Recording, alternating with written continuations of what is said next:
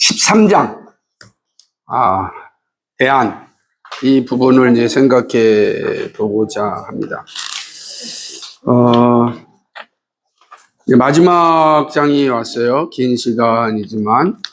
그리고 이제 13장이 이제 끝나게 되면 이제 변증법적인 적용에 대해서 우리가 한 번 더 공부해 보면 우리가 배웠던 것들이 이제 지식으로만 남는 것이 아니고 실제의 삶에서 어떻게 적용되어질까를 이제 생각할 수 있는 그런 시간을 갖고자 합니다. 그래서 이제 말씀드리기 전에 이제 거기 계신 하나님, 이제 한번 한 번 더 공부할 수 있는 기회를 갖겠습니다. 오늘은 이제 대안에 대한 부분인데, 이 대안은 좀 이렇게 읽으면서 하면은 참 마지막이니까 모든 거를 결정하는 건데, 우리가 지금까지 로마로부터 시작해서 현대까지 이르는 사상의 큰 흐름을 살펴보았습니다. 현대에 사는 내가 어떤 역사적 산물인지를 이제 보게 되었습니다. 그러니까 나라고 하는 존재가 하늘에서 뚝 떨어져서 존재하는 것이 아니고 내가 의식하든 의식하지 않든 나는 세계관에 따라 살아가는데 그 세계관은 이 시대의 세계관일 가능성이 매우 농후한 겁니다. 그래서 정말 이 시대의 세계관이 아닌 성경적 세계관으로 살려면 이 시대의 세계관을 잘 분별하여서 세속적 세계관과의 싸움에서 잘 이겨내야 우리가 이 세계관의 전쟁터에서 성경적 세계관을 가지고 살아갈 수가 있는 겁니다. 그러기 위해서 도대체 세속적 세계관은 어떤 과정을 따라 흘러왔는지 특별히 서구 사상의 역사를 통해서 살펴보았고 중요한 것은 또 18세기에는 평행 이동을 통해서 그러니까 유럽에서는 18세기는 이제 계몽주의 이후에 합리주의, 낭만주의 시대가 이제 이르게 되었고 특별히 이제 낭만주의 이후에 이제 합리주의 시대가 이제 이루어지면서 과학적 합리주의가 이렇게 편만하게 될 때 평행 이동을 하게 되면 우리나라는 이제 18세기는 조선 실학의 시대잖아요. 조선 실학의 시대가 되고, 그러니까 예를 들자면은 선조를 임진왜란을 지나서 그다음에 영조라고 하는 큰 오래된 시대, 영조가 대한민국이 오랫동안 다스렸기 때문에 그리고 난 다음에 영조가 탕평책을 쓰거든요. 탕평책이라는 게 뭐냐면 워낙 이 당쟁이 심하니까 싸움이 심하니까 노론, 소론, 동인, 서인 뭐 이렇게 아주 그냥 싸움이 너무 심하니까 이 싸움을 심한 이 성리학적 세계관 사람들을 어떻게 잘 관리할까 해서 사용한 게 탕평책이라 그래서 각 파벌에 있는 사람들을 이렇게 데려다가 이렇게 이제 내각을 꾸린 거죠. 그러다 보면 이제 서로가 견제도 하고 균형을 잡히면서 또 불만도 잠재우면서 했던 시대가 영조 시대라고 한다면 그러나 영조 다음에 이제 정조 시대가 오죠. 사도세자가 죽고 난 정조 시대가 왔을 때 성리학적 세계관을 가진 사람들은 이제 아주 더 큰 견제가 일어나는 거죠. 정조라고는 인물에 대한 의식이 좀 비판적 의식이었기 때문에 그래서 정조 시대에는 이제 새로운 문물을 받아들이게 되는데 그게 바로 실학인데 실학의 근거는 천주학이었단 말이에요. 그래서 소현세자 때 들어왔던 마테오 리치를 통한 천주 시리가 이제 배포되어지고 그로 인하여서 18세기에 우리의 한국에도 이제 천주교 기독교가 들어오게 되고 그리고 성경의 가르침이 증거되어지면서 성리학적 세계관에 도전하게 되는 거예요. 근데 성리학적 체제가 워낙 부패하였고, 그리고 부동산 투기로 아주 그냥 모든 사람들에게 인심을 잃었던 그러한 시대가 바로 이제 이 18세기 조선 성리학적 어떤 그 체제의 말로였다고요. 그래서 사람들이 더 이상 성리학적 체계에 대해서 기대를 갖지 않았어요. 왜냐하면 있는 놈들만 잘 먹고 잘 살고, 그러니까 빈부격차가 너무 심해질 뿐만 아니라 그 다음에 양반이라고 하는 사람들, 그러니까 성인이 되는 걸 추구하는, 그러니까 성리학은 성인이 되는 걸 추구하잖아요. 근데 그래서 이제 우리가 이황이라고 하는 사람이 성악 지표라든지 십도라든지 성악 십도, 그 다음에 이가 성약 십도, 뭐 경몽요결, 이 경몽요결 같은 게 계몽주어 같은 거예요. 깨어나자라는 거니까. 근데 이런 것들을 통하여서 우리가 정말 본래 성리학적 체제로 성리학적 인간으로 돌아가자라고 이제 주장했던 사람이었는데, 그러네 성리학 이게 18세기, 27세기 말에 들어와서는 거의 뭐 그냥 탐욕으로 가득 찬 그런 성리학이 되자 민심이 이제 떠나기 시작한 거죠. 그때 이제 정조 입장에서는 이제 이러한 시대를 좀 바꾸고자 하는 그런 열망이 있었는데, 그 바꾸고자 하는 열망은 열망으로만 되는 게 아니잖아요. 체제를 바꿔야 된다는 것은 세계관이 바꿔야 된다는 거예요. 세계관이 바뀌지 않으면 체제가 바뀔 수가 없어요. 근데 이 성리학적 세계관에 대항할 수 있는 도대체 체계가 어디 있겠는가? 불교는 이미 유교에 의하여 이렇게 밀려났기 때문에 불교가 들어올 수 있는 공간은 없었고, 그러면 도대체 이 성리학적 체제에 정말 대응할 만한 그러한 체제가 무엇이었겠는가? 그게 바로 선주교였단 말이에요. 기독교였고 성경의 가치가 들어. 처음에 들어왔을 때 이분들은 그러니까 성경적인 세계관으로 가득할 수밖에 없었죠. 다만 당시에는 성경이 일반적인 사람이 읽을 수가 없었어요. 평신도가 성경을 읽을 수 있었던 거는 1962년에 가야만 성경을 읽을 수가 있었단 말이에요. 성경을 읽을 수 있는 사람은 사제밖에 없었고, 결국은 천주교는 천주교 교리가 이제 증거되게 된 거죠. 그러니까 바티칸에서 정리된 교리가 이제 기도문이라든지 이런 것들을 알려지게 됐고, 그 중에 대표적인 게 이제 천주실의라고 하는 책입니다. 제가 이따 두 번째 시간에 천주실의를 보여줄 텐데, 그러니까 그것이 이제 성리학적 세계관 판도를 뒤흔드는 역할을 하는 거예요. 체제를 변화시킬 수 있는 그런 길대가 이제 되어졌다라고 하는 것이죠. 그러다 보니까 18세기에 한국에서도 대변혁이 일어나게 돼요. 그래서 이제 천주교가 한국 사회를 변화시키고, 그러면 자연스럽게 천주교가 들어와서 유럽의 합리주의가 과학주의를 만들어냈듯이, 그 다음에 한국에 들어온 천주교 역시도 과학적, 실학이니까, 실학은 뭐냐면 실용적인 학문이라는 거예요. 실용적인 학문. 그러니까 형이 상학적인 학문이 이제 성리학이라고 한다면, 형이 하학적인, 그러니까 실용적인 학문을 추구하는 게 실학이 되는 거예요. 대표적인 사람이 바로 정리학용이 되겠죠. 아니면 또 있는 거는 성호, 이익이라고 하는 성호 문집이라고 이익이라는 사람, 또 우리가 잘 아는 것처럼 이때 당시에 나왔던 것들이 여행 갔다 어디죠? 청나라를 여행 갔다가 와가지고 만든 갑자기 열하일기, 박시연의 열하일기, 다 요때가 이제 실학의 시대가 되는 거예요. 근데 평행 이동을 해보면 지금 유럽은 뭐예요? 16세기 종교개혁, 17세기 계몽주의, 18세기 합리주의 시대가 이렇게 흘러오는. 그러니까 평행 이동하게 되면은 이게 단순하게 서구 사상만이 아니고 대한민국의 근대 사상의 뿌리를 내리는 이런 내용이 되었겠구나 라고 볼 수 있는 거예요.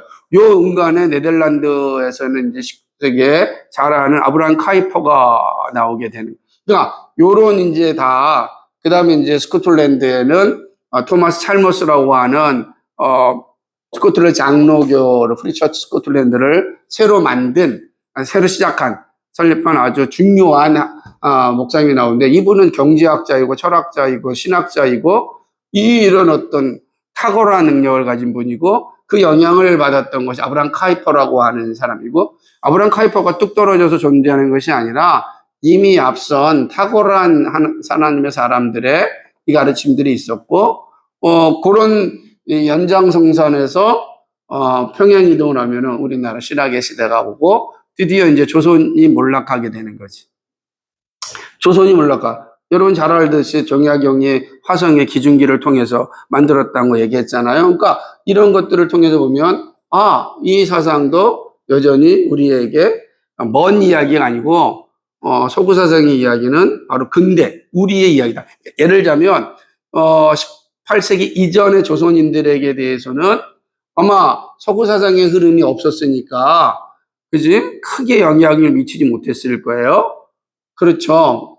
그렇다고 해서 뭐 전혀 없었다라고 말할 수는 없지만 청나라가 왔다 갔다 했으니까 하지만은 그러나 불구하고 명확하게 이제 실학이 천주교가 들어와서 실학이 형성되어지는 시기를 본다면 이제 18세기 이후에 대한민국 우리는 서구 사상의 영향권 속에 있다라고 해도 과언이 아니고 실제로 천주교에 수없이 많은 박해가 일어났지만 이 성리학 자체의 부패함으로 인하여 몰락하게 되고 이제는 일본에 의하여서 우리 이 실학이 한국 사회에 딱 이렇게 뿌리를 내리기 전에 우리가 일본에 의하여서 이제 나라가 참으로 이제 이렇게 식민지가 되면서 실학에 꽃은 피우지 못했지만 어쨌든 일본에 의하여 가지고서 우리나라가 점령이 되어지는 순간 또 나타난 열매 중에 하나가 뭐냐면 선교사들이 한국에 들어올 수 있는 문이 열려지게 된 거죠. 앞서서 토마스 목사님이나 대동강변 돌아가셨던 토마스 목사님이나 아니면 우리나라에게 감자를 나눠줬던 규출라프 같은 분, 이분들은 잠깐 스쳐가는 분들이었지만 본격적으로 우리나라에 복음을 전하고 교회를 세웠던 분은 이제 언더우드 목사님이나 아펜젤러 목사님이요. 물론 이전에도 저기 만주에서 고려문을 통해서 존 노스 선교사님이 우리 성경을 한국어로 번역해서 이미 아펜젤러와 언더우드 목사님이 한국에 들어왔을 때 이 북한에는 예수 믿는 사람들이 이미 다 있었어요. 그 성경을 받아서 놀라운 거예요. 교회사 역사를 보게 되면 대한민국이. 그렇지만 본격적으로 이 선교의 기반을 만들었던 것 또 일본이 우리나라를 점령함으로 외국의 선교사들이 일본을 통해서 우리나라에 올 수 있는 문이 열려지게 돼. 다들 어떻게 되죠? 일본에 갔다가 한국으로 오는 거예요. 일본에서 있다가 한국말을 배우고 이제 한국으로 오는 이런 과정이 되면서 이제 근대 교육인 점점 기독교가 중심이 되어지게 되는 거죠. 그래서 이제는 여러분 잘 알듯이 선교사님이 오셔가지고 만든 그런 교육기관들이 다 지금 오늘 현대 교육기관 아니겠어요? 대표적으로 고등학교 같은 경우 경신고등학교, 보성고등학교 이런 정신여고 이런 또 뭐죠 배제고등학교 수없이 많은 그런 많은 고등학교들이 다 선교사에 세워졌고 그 외 대학교도 이화여대 그다음에 연세대학교라든지 병원도 세브란스 병원이라든지 이런 이제 근대의 대학 교육의 기반이 어떻게 됐어요? 기독교로 인한 씌어진. 그러니까 학교와 대학이 있다라는 것은 그 사회의 세계관의 체제의 변화를 가져올 수 있는 기반이 생긴 거예요. 배운 사람이 나오니까 세계관이 바뀌어지겠죠. 체제가 바뀌어지는 거. 대표적인 게 뭐예요? 여성이 이제 중심적인 인물로 나타나고 의사도 나타나고 문제 선생님 나타나고 정치인도 나타나고 그러니까 여성이 이제 완전히 한국 사회의 중요한 인물로 등장하는 게 바로 이제 선교사님들에 의해 세워진 거죠. 우리가 생각해 보세요. 왜냐면 3.1운동의 그 중요한 유관순 열사는 뭐라 그래요? 이화여고 출신 아니에요. 그죠? 그러니까 그렇게 생각하면 중요한 인물들이 근대 기독교 교육을 통하여서 이제 나타나게 되고 결국은 그 시대는 이제 체제가 변하죠. 더 이상 성리학이 이 대한민국에서 힘을 쓰지 못하죠. 이름이 바뀌죠. 조선에서 대한민국으로. 제국으로. 대한제국, 대한민국. 민국이라는 건 백성이더라니까. 예를 들자면 이게 어떤 관점이 있냐면 앞에는 전제주의 국가예요. 왕권 국가란 말이에요. 그죠? 제국은 아직까지 제국 국가예요. 제국주의가 있으니까 일단은 왕이 존재하는 거예요. 대한제국까지. 근데 뭐로 바뀌어요? 민국으로 바뀌어요. 민국은 뭐예요? 입헌주의 국가예요. 법이 중심이 되어진 국가가 된다니까 왕권에서 제국에서 민국으로 바뀌는 건 민국이 됐다라는 게 가능한 일이겠는가? 이제는 왕이 다스리는 나라가 아니라 법이 다스리는 나라가 됐다. 그게 대한민국이에요. 그게 이제 입헌주의 국가인데 이 입헌주의의 근간이 어디 있었느냐? 이게 기독교란 말이에요. 입헌주의, 법에 의하여서 다스리는 국가의 그 근거가 바로 이 기독교였다. 그래서 그 근거들을 하나씩 얘기해 본다면 독립신문을 만든 서재필 같은 분들 다 기독교인이 되고, 우리가 아는 것처럼 그 독립운동을 했던 모든 분들, 예를 들면 조선 안창호죠? 가장 중요한 기독교인이죠. 김구 선생님, 해방공간에 나타나는 여운형, 다 이승만, 이런 분들이 다 기독교인들. 그러니까 그분들의 다 같은 공통점이 뭡니까? 바로 기독교 입헌주의 국가를 만드는 거예요. 재밌는 거는 해방 공간의 논쟁을 보게 되면 그 중에도 아주 지금 이름이 정확히 기억이 안 나는데 한 분이 다시금 우리도 이 유교적 사상으로 돌아가야 된다라고 주장하는 사람이 박은식인가? 아마 그럴 겁니다. 그런데 그 사람 이제 무슨 글도 크게 씁니다. 유교 무슨 논이라고 해서. 근데 그거 읽으면 마치 기독교를 보는 것과 똑같아요. 그래서 그 글에서 보게 되면은 이 유교의 무너짐을 통하여서 다시금 이 유교적 세계관을 가진 이 나라 건설에 대한 그 열망을 내세웠지만 누구도 호응하지 않았어요. 이미 백성들로부터 시작하여서 기독교적인 세계관이 성리학적 체제를 뒤엎었기 때문입니다.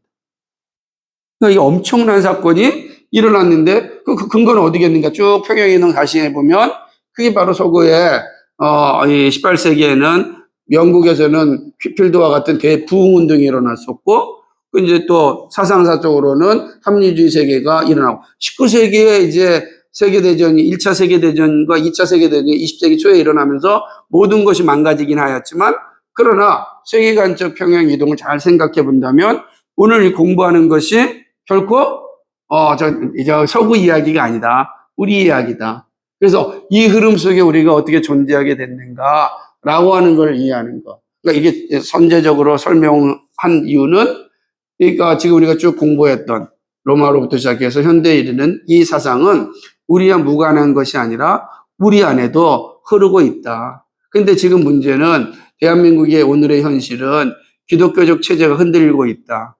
뭐죠? 대학이라고 하는 것이 세속화되었고, 세속주의 세계관이 기독교 세계관, 기독교적으로 합의된 세계관을 지금 도전하고 있고 뒤엎고 있는 거죠. 그러니까 그게 이제 미국에서 일어나서 우리가 잘 아는 퀴어 축제라든지 이런 걸 통하여서 기독교적 합의가로 가졌던 그 체계를 지금 이제 무너뜨린 것을 이제 우리는 서구 사회에서 보고 있고, 그리고 그대로 우리 안에서도 나타나고 있다. 그러니까 기독교적 합의가 다 무너진, 그것은 기독교적 체제가 무너진다는 거예요. 그러니까 사람들은 생각할 때 어떻게 체제가 어떻게 무너지냐라고 할 때 그 체제는 교리적이고 세계관적인데, 세계관이 무너지면 뭐만 남냐면 도덕적인 종교만 남는 거예요. 예를 들자면 캐톨릭이라든지 혹은 불교라든지 다 이제 도덕적 종교로만 남는 거지.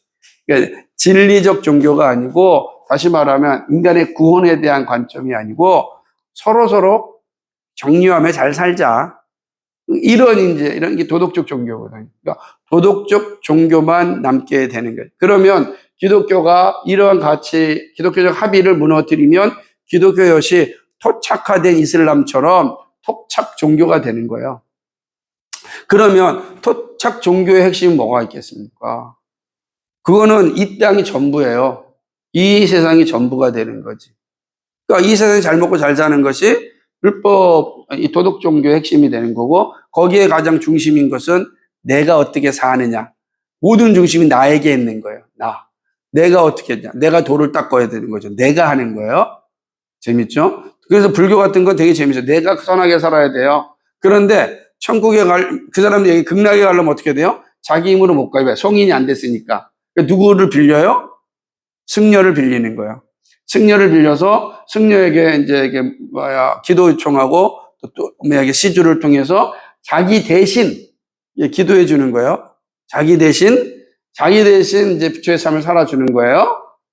그래서 극락을 갈 수 있게끔 요청하는 이런 아주 기형적인 그게 이제 종교가 될 수밖에 없는 구조다라고 하는 겁니다. 그러니까 이게 이제 오늘 우리의 모습이다. 그러니까 그래서 오늘 우리는 이 체제의 도전 가운데 우리는 존재하고 있다.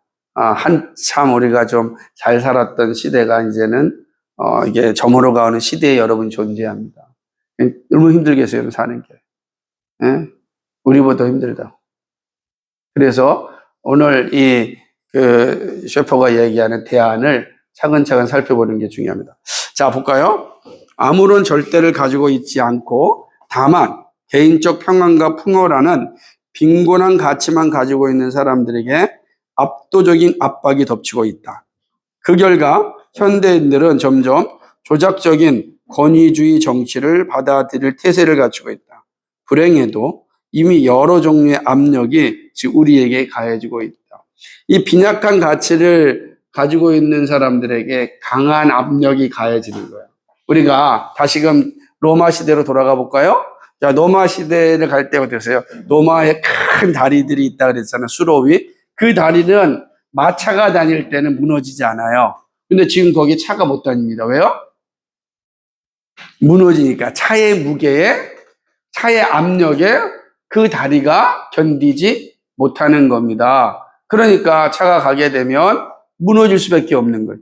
마찬가지로 세계관의 압력을 견딜 만한 그런 준비가 되어 있지 않으면 반드시 세계관이 무너지게 되는 거예요. 그럼 지금 체제가 변화되었다라고 하는 것은 그 압력을 견디지 못했다는 뜻이잖아요. 그럼 오늘날 기독교 체제가 지금 압력을 무짐히 받고 있는데 과연 이 압력을 견딜 수 있는가, 견디지 못하는가가 중요한 관건이 되겠죠. 만약에 압력을 견디지 못한다고 한다면 기독교의 가치관은 어떻게 된 거예요? 빈약해지는 거죠. 그렇겠죠? 마찬가지로 오늘 현대인들의 그 세계관이 매우 빈약합니다.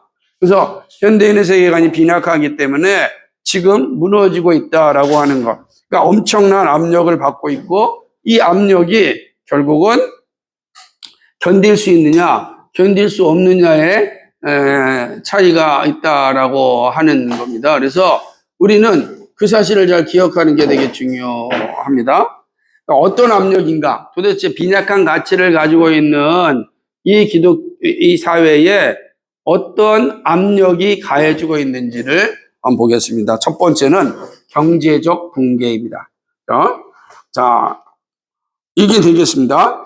경제적 경기 후퇴를 일으키지 않고서 인플레이션의 문제에 대한 해답을 찾지 못하는 현대사회는 경제적 붕괴로 치달을 가능성이 크다. 그러니까 현대사회는 지금도 인플레이션 문제가 가장 심각하잖아요. 그죠? 전 세계적으로. 그죠? 그러니까 인플레이션 문제를 잘 해결하지 않으면 어려운 시기가 되는데 결국 이게 뭡니까? 인플레이션, 규제, 경기 후퇴 위협, 그리고 마지막으로 규제 완화의 순환은 인플레이션을 가중시키죠. 지금 계속 그런 거예요. 규제를 줬다가 풀었다가 줬다가 풀었다 그러잖아요. 우리 시대도. 그러니까 이런 걸 가중시켜주면 사람들이 이 경제적인 어려움 가운데 있게 되는 것이 무슨 말이냐면 이런 거예요. 자, 우리는 개인적 평안과 풍요라고 하는 가치를 부여잡고 살았는데, 그래서 경제적 부여와 가치가 삶의 기반이었는데, 경제가 붕괴된다. 그럼 어떻게 되겠어요? 끔찍한 상황이 오는 거예요. 그죠? 근데 그런 사회가 뭘 열심히 보여줍니다. 네? 그러니까 된다라고 하는 겁니다. 그러니까 예를 들자면은 지금 이 경제적인 인플레이션 이 문제는 앞으로도 자본주의 사회의 가장 큰 뇌관이 될 겁니다. 그래서 이것이 엄청난 이제 압박을 개인적 풍요와 이 평안가라는 빈약한 가치를 가지고 현대인들에게는 정말로 엄청난 압박이 되는 거죠. 지금도 마찬가지 여러분 취업 놓고서 힘들어하잖아요. 사실은 경제적인 압박이 여러분을 아주 강하게 이제 압력을 주고 있는 거죠. 그죠? 그러니까 이 압력을 이길 수 있느냐 없느냐가 되게 중요한 거예요. 이 압력을 어떻게 이길 수 있을까? 그죠? 어떻게 이길 수 같아요?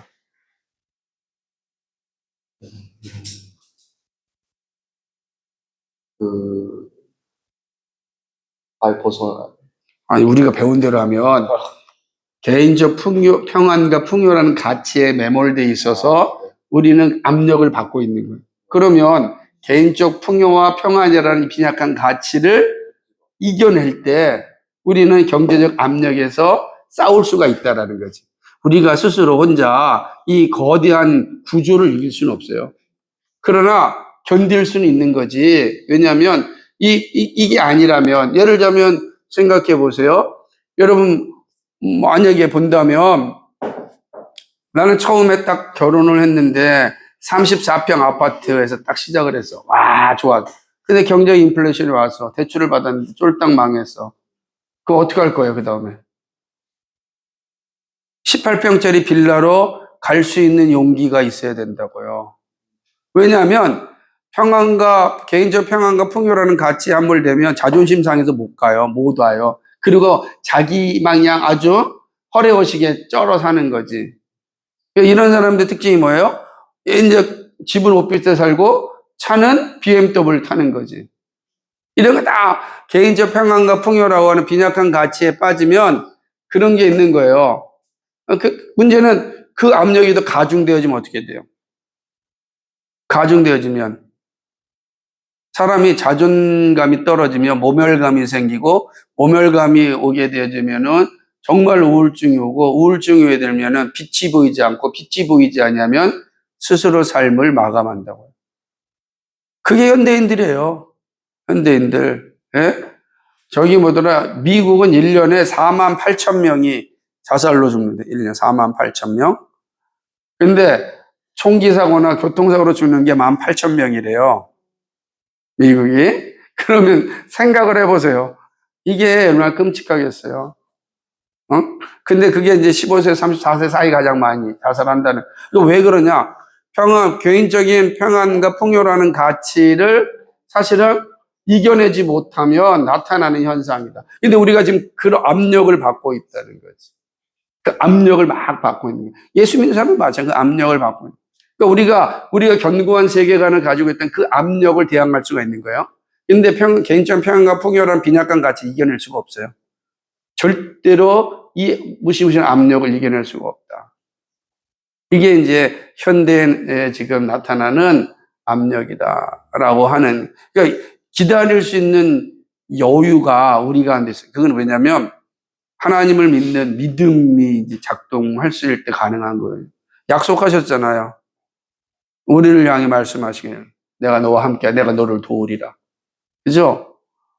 그 약속의 말씀을 의지하고 날 준비하는 과정. 근데 혼자 안 된다고. 그래서 항상 어떻게든 교회 공동체가 있어야 되는 거예요. 서로 격려하고 기다려주고, 조금 힘들고 해서 먼저 직장 다닌 사람이 또 용돈도 주면서 잘 견뎌보라고. 그게 되게 중요한 거예요. 근데 어때, 뭐, 조금 성환이가 석현이한테 어떤 용돈 좀 줘봤어요? 아직 뭐 학생이니까 안 줘도 되죠. 근데 직장을 찾지 못한 사람들한테, 그죠? 용돈 좀 줘보는 거지. 경현이가 우리 현우 뭐더라 취업하기 전에 좀 용돈 줘봤어요? 많이 받았어요. 감사합니다. 그러니까 이런 게 중요하다는 거야. 이게 되게 중요한 거야. 그죠? 그래, 왜냐면 그런 게 개인적 평안과 풍요라는 가치를 이겨나가는 거고, 그게 뭐가 돼? 혼자 못 이겨요. 함께 견디게. 야, 힘내라. 견뎌. 근데 인생은 또 역전될 수 있잖아요. 그죠? 뭐, 예를 들자면은, 이렇게, 현호가 또 직장생활 잘 하는데, 갑자기 뭐더라, 누구지? 성환이가 백수가 될 수 있잖아요? 그때 외로움을 그때 놔주면 안 돼요? 뭐 해야 돼요? 때는 뭐, 밥도 좀 사주고, 그러면서 야, 힘내라. 이게 같이 이겨나가는 거예요. 이게 이제 빈약한 가치를 이기는 길이란 말이에요. 오케이? 네. 예. 여기까지 일부 끝내도록 하겠습니다.